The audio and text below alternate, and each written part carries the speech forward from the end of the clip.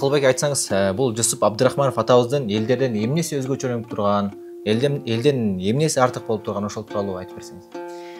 Бул Жусуп Абдрахманов атабыздын өзгөчөлүгү бул жаш кезинен, жаштайынан билимге аябай кызыккан, билимге болгон кызыгуусу аябай күч болуптур. Ал эң алгачкы эле айылдагы молдолордон билим алыптыр. Молдолордонбу? Айылда?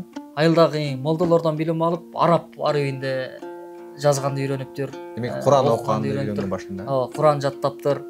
Андан кийин ошол орус мектептери түзүлүп, Тузем мектептери Караколдон, Сазановкадан, азыркы Верный Алматыдан, андан кийин Ташкенттен, Москвага чейин барып, билимин улантып, мындайча айтканда өмүрүнүн акырына чейин эле бул өмүрүн билим менен уланткан. Дайыма китеп окуптур.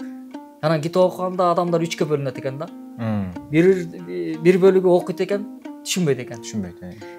Экинчи бөлүгү окуйт экен, китепти түшүнөт, рахат алат. Болду.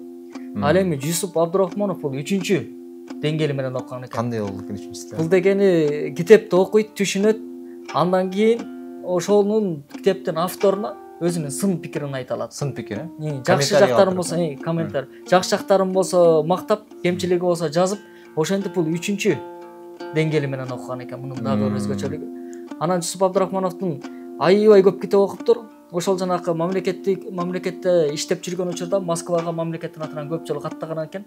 Ал жерде жүргөндө Россиянын белгилүү интеллигенттери менен, орустардын белгилүү интеллигенттери менен, Маяковский баштаган адамдарга жолугуп, алар менен китеп талкуу кылып, дебаттарды кылып, мына ушундай билимге болгон, китепке болгон кызыгуусу аябай күчтүү болуптур. Демек, бул ата бабаларынын жолун жолдоп, илимге кызыккан адам болгон экен.